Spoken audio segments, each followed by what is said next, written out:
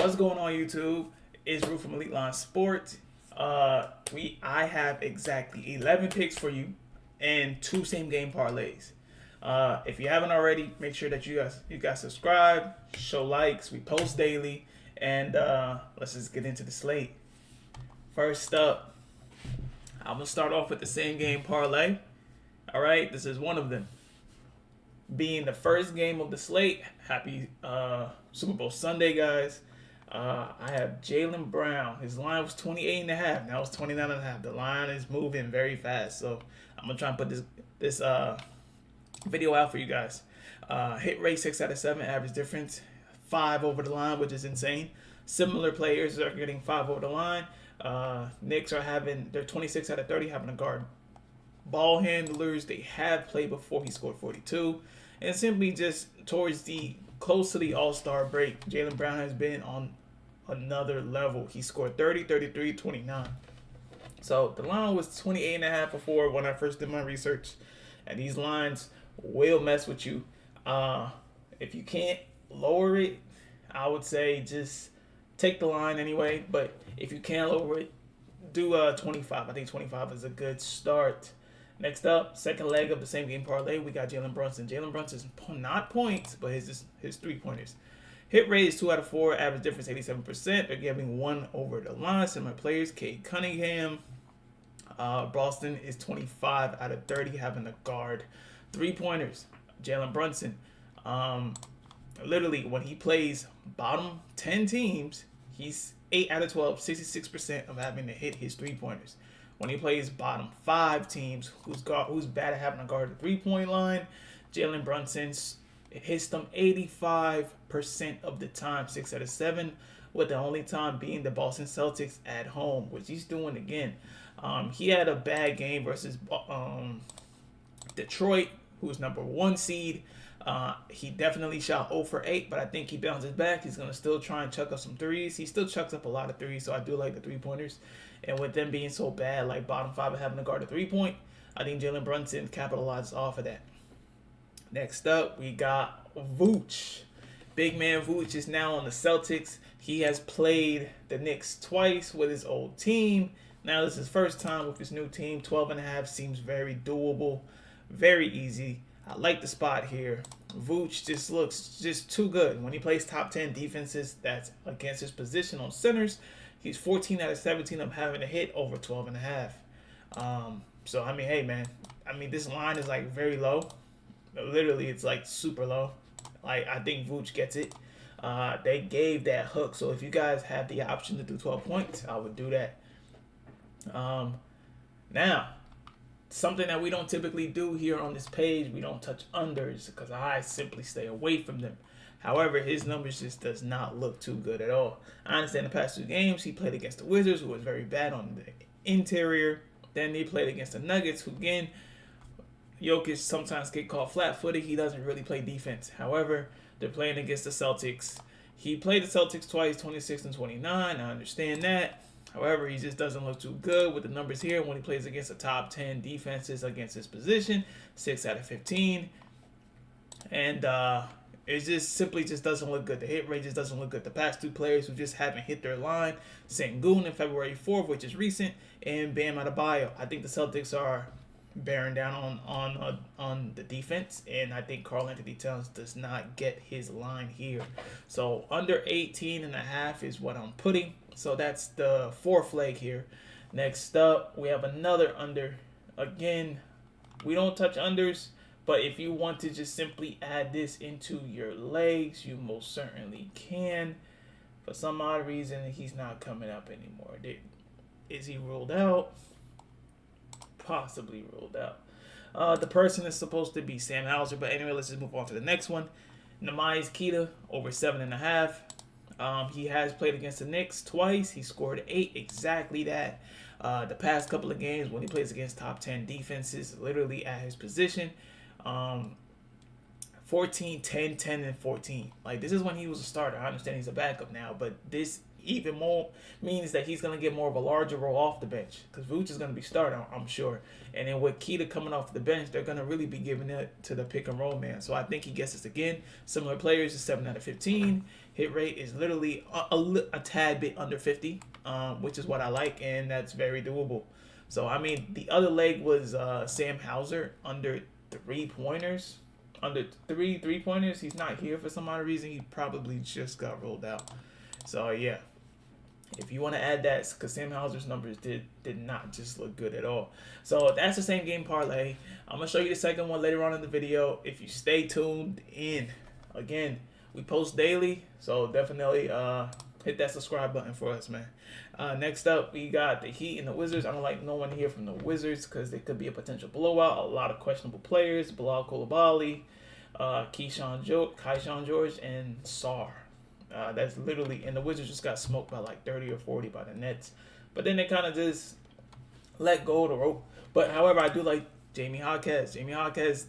Most of his points comes from within 10 feet of the basket. Literally, the Wizards are 29 out of 30. They're second to dead last. Hit rate for similar players like Jamie Jaquez, Zion Williamson, who all like to take shots on the inside. Hit rate is 5 out of 7. 1 over the line. And literally, the Wizards are 23rd out of 30 having a guard positions like Jamie Jaquez. And when Jaquez plays teams like that, he's 9 out of 12, 75% hit rate. And they're literally 26 out of 30 when having a guard to transition. So again, I mean, yeah, the transition here doesn't look too hot, but at the same time, when in the restricted area too, this is defense versus restricted area, they're 28 out of 30, and Jaquez flourishes out of that, man, when he plays against teams who is very bad at having a guard the restricted area, which is the 10 feet, which is the paint area. So again, I think Jaquez flourishes here. That's one leg that we like. Off of this game, I don't really like too much because and Jaquez plays the bench. So if this is a blowout, you can kind of expect Jaquez to get more run. Next up, we got Clippers and Wolves. We got newcomer Ayo Dosunmu, one of my favorite players from the Fighting Illini. I understand that he's new here. His line's at 10.5 for a reason. However, if you look at the hit rate for the past 21 games, and I know this is with the Bulls, 76%, 16 out of 21. Now, when he plays against bottom 10 teams who's having a guard his position, he is literally 93%, 15 out of 16. And they put his line so low because he's on a new team. And they're not sure how well he's going to mesh with them. So that's why they put the line at 10, literally 10.5. So there's this, again, when he plays top 10 teams and having a guard the transition, he still flourishes 76%, 10 out of 13. With this being 10 points, this is why they add the hook. If you want to just put 10 points, go ahead. I think he clears that. I think he scores like 14 or 15 or 16 points. But if you don't like that hook, I understand it.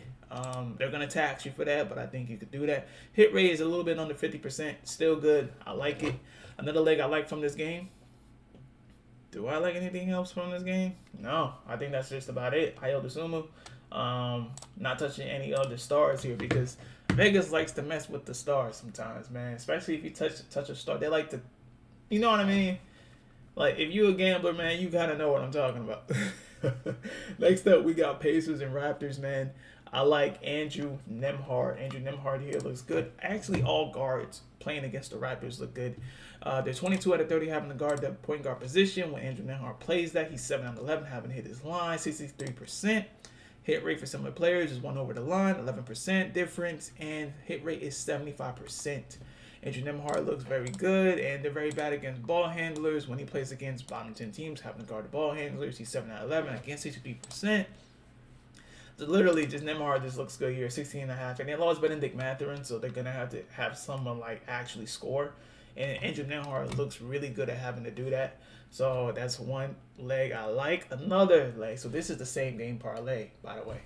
This is the second one. Not too many legs like the first one with the Knicks, but, very doable. We got Scotty Barnes, All-Star again this year. Again, I like his assist. His assist is at 5.5 for a reason, because in the month of January, when having to play top 10 teams who do not allow assists, he has averaged at least, well, not average, but he's had at least 5. Literally, January 14 against the Pacers, 13, 6 against the Clippers, 8 against the Thunder, 5 against the Knicks, and 6 against the Magic. These are top 10 teams who do not allow assists.